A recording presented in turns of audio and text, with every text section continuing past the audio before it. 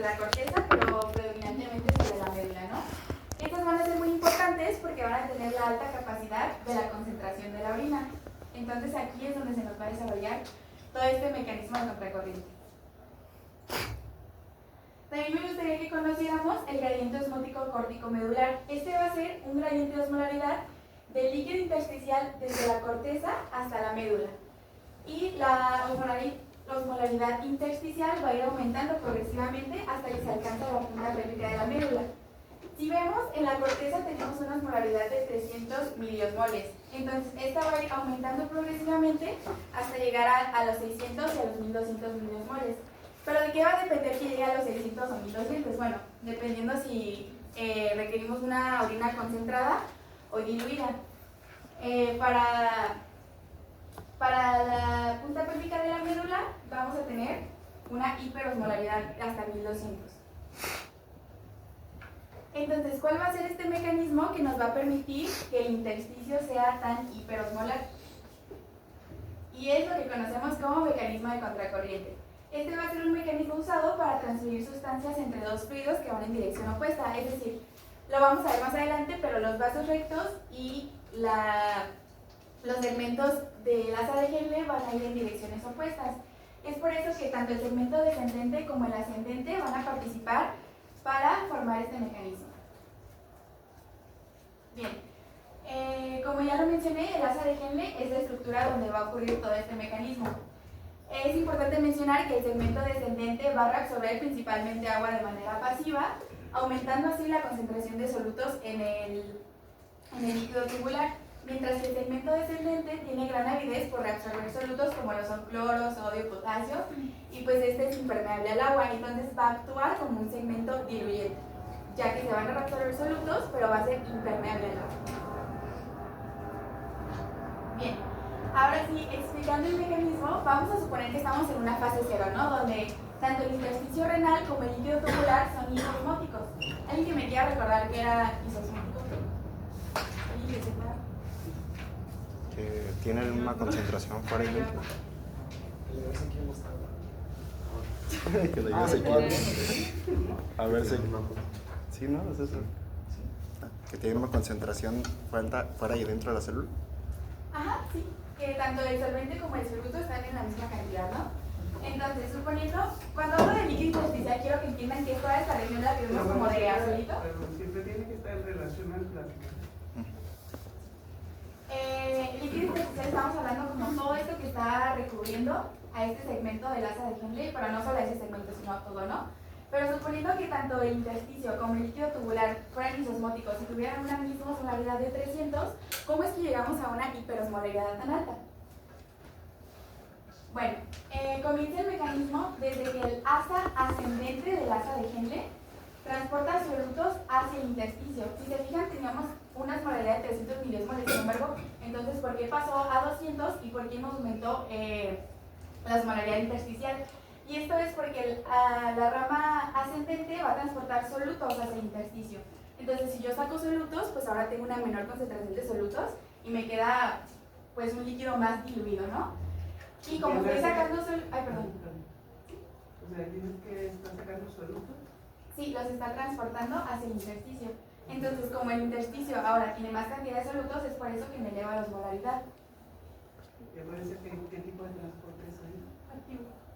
Entonces eso genera que va a sacar en contra de gradientes. Ahora, ¿qué sucede con la rama descendente? Bueno, pues como explicábamos al inicio, esta reabsorbe agua. Es por eso que el agua que está aquí es transportada hacia el intersticio por los canales de acuapurina tipo 1.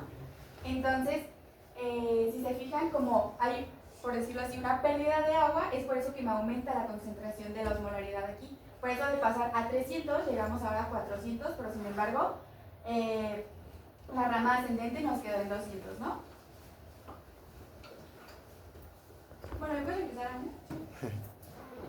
Si se fijan, bueno, entonces me haría sentido a mí decir que si yo estoy transportando agua hacia el intersticio debería estar más diluido, ¿no? Y la osmolaridad debería de ser más baja.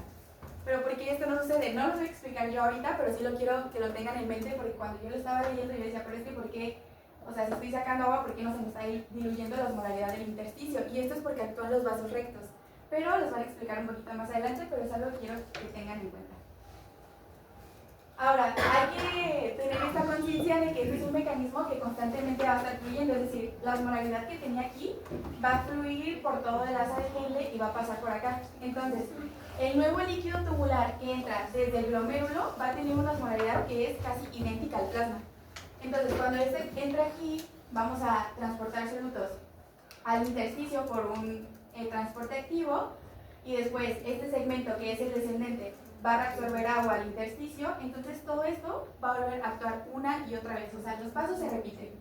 Entonces todo este mecanismo siempre está fluyendo y la osmolaridad que vaya teniendo yo me va a ir avanzando conforme vaya fluyendo el líquido.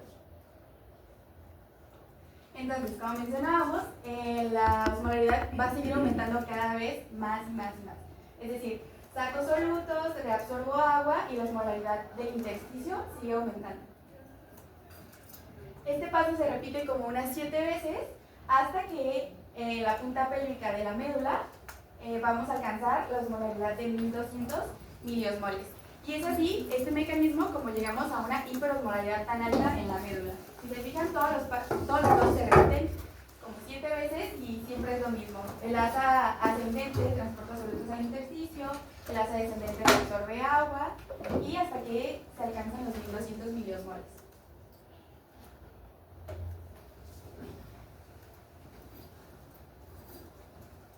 Ok, ahora vamos a hablar sobre los vasos rectos. Los vasos rectos es una red de capilares rectos, como lo podemos ver ahí, que van en contracorriente al asa de Henle. Ahí podemos ver el sentido de los vasos rectos y del asa de Henle. Este es a diferencia del mecanismo del asa de Henle, este es un intercambio pasivo, donde no se requiere energía. La sangre desciende por los vasos rectos y luego asciende por el mismo vaso. Este fluye en sentido contrario a la médula. También la finalidad del mecanismo de contracorriente es mantener la hiperosmolaridad de la médula y también evita que el gradiente se disipe. El flujo es bajo, o sea, necesita solamente el 5% del flujo total renal. Y pues actúa en contracorriente. Si el asa de Henle va de esta manera, los vasos van de esta otra. Y como podemos ver, a diferencia de las de Henle, estos se mantienen, la misma osmolaridad se mantiene de 300 a 350, casi lo mismo, y solamente va a meter solutos y sacar agua, meter solutos y sacar agua en las dos vasos. Ok, ¿cómo funciona el intercambio?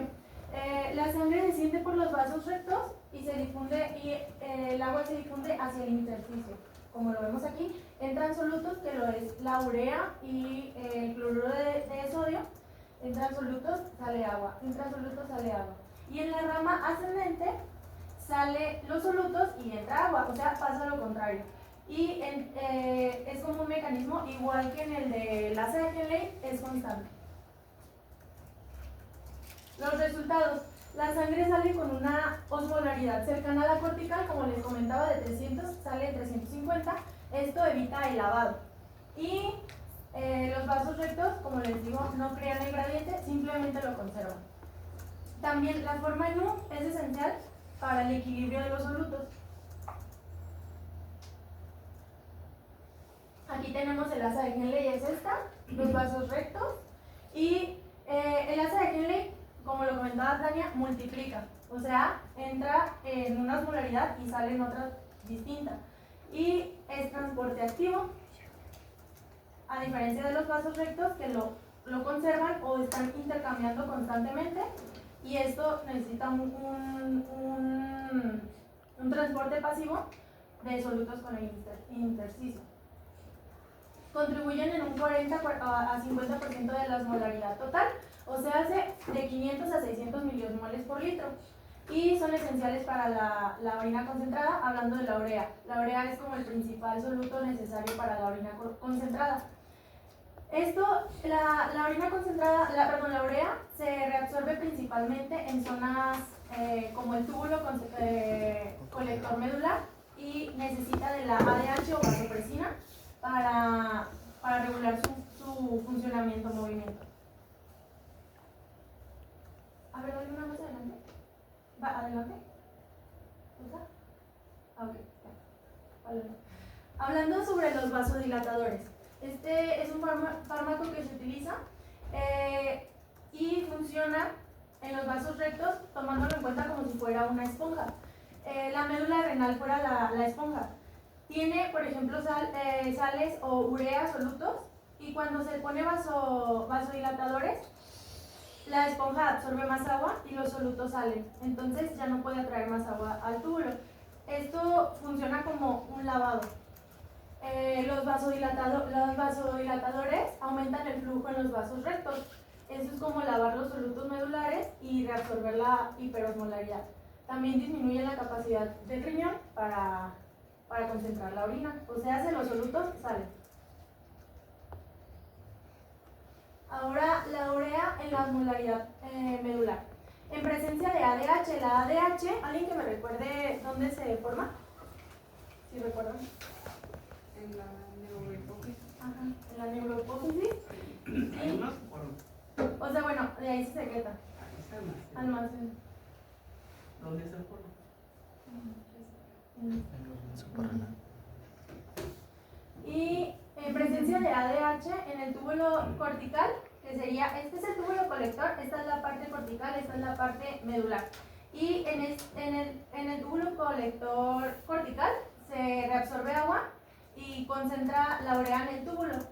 Y en la parte medular, la urea se vuelve muy permeable por los transportadores UTA1 y UTA3 y se difunde hacia el intersticio medular. El colector cortical, como les comentaba, a fin de cuentas regula el sodio, el potasio y casi no maneja la urea. Y el medular es el que sí concentra la urea y se reabsorbe bajo el efecto de ADH. Entonces, como una conclusión, los vasos rectos conservan la osmolaridad. Siempre entra en un gradiente y sale en uno casi similar. El asa de Henle la multiplica y la urea refuerza el gradiente porque es el soluto más importante que tenemos. Ahora, una pregunta para ustedes. ¿Qué pasaría si aumenta demasiado el flujo de los vasos rectos?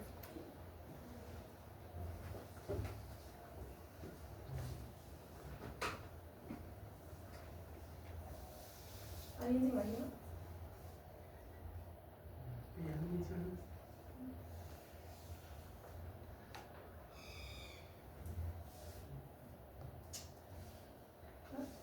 No, sí, se aumenta.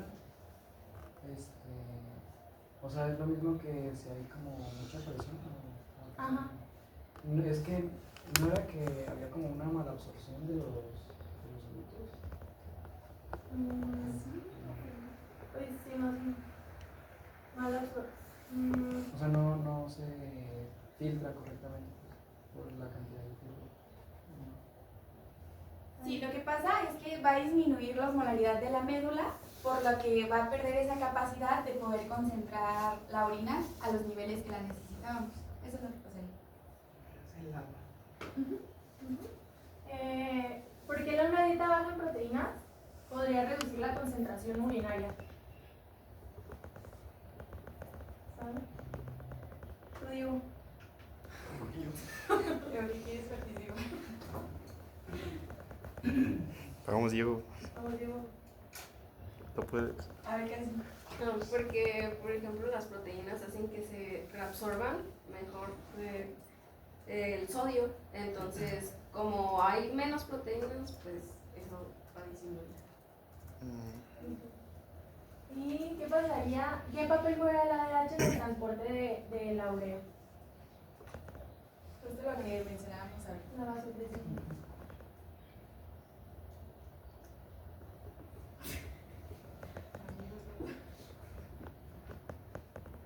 A ver, Juan Pablo. Vamos, JP. Pues la ADH va a regular el transporte porque aumentaba la permeabilidad del conducto colector, ¿no? Muy bien, muy bien. Ok. Grande, Juan Pablo. Experiencia, sí.